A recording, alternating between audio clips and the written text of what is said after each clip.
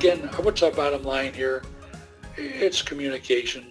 And if there's any changes you're going to be making, you have to be more observant and then more communicable to the laboratory.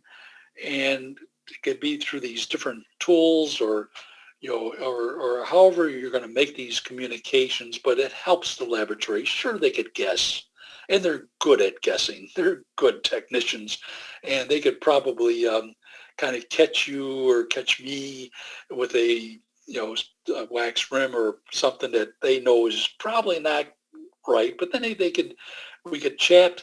The graphics are so phenomenal. The ability to communicate the changes is unprecedented, and our goal and mine is certainly is for my insertion appointment. I don't want surprises.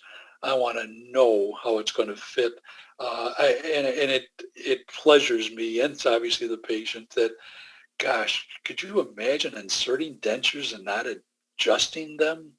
And so it reduces dramatically the intensity of the visit. In other words, the amount of adjusting and things flying through the ear. And if you want to talk about infection control, I think that's another major advantage. I'm not grinding excessively on these dentures and, things flying, and you're exposing the patient, yourself, your auxiliary staff to, particles in the air. So I love that I could be proactive in the design so that I could insert dentures without adjusting. And that means occlusion as well. So then the intensity of insertion visit is reduced, and the number and again intensity of post-insertion visits are dramatically improved. I don't know. Some people say 70%, 80%. I hear different figures out there, but it's dramatic. The difference in the not only the number of visits, as I mentioned, again, the dramatic. So my only advice to you is start. My only admonition is once you start, you ain't going to turn back. You're going to find so many advantages. Don't let things frustrate. Don't pick the hardest case in the world to start with. Try to stay with the workflow you're most familiar with to start with. Get through the design process. Get through a try-in and learn the skills of how am I going to communicate and things. Do it in a better, a average case, if there's such a thing, something that's not going to be extraordinarily challenging. So, we want to be successful. I want you to be successful. I want you to treat your patient better and deliver better prosthesis to the patient. But it's a team effort. Clinically, we work in unison with our laboratory. With digital technology, we've never, ever had the opportunity to communicate at the level that we're able to communicate today. We are truly partners in our patient care efforts.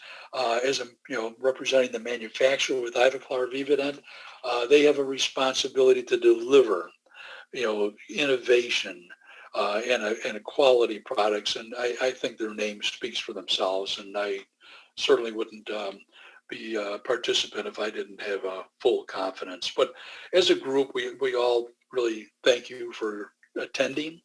I'm wishing you all the luck in the world to enjoy this experience.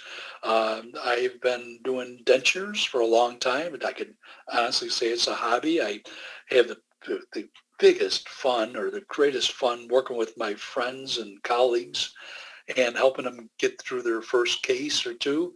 And they hear the reactions. It's just the neatest thing in the world. So don't get frustrated if you've already tried the process and not had a success. Rethink it, and chances are the reason for not being successful probably had to do with your lack of communication. You are in charge clinically. You have the patient. You have to find a way to communicate that information to the laboratory. So with that, I will open it to any other remaining questions.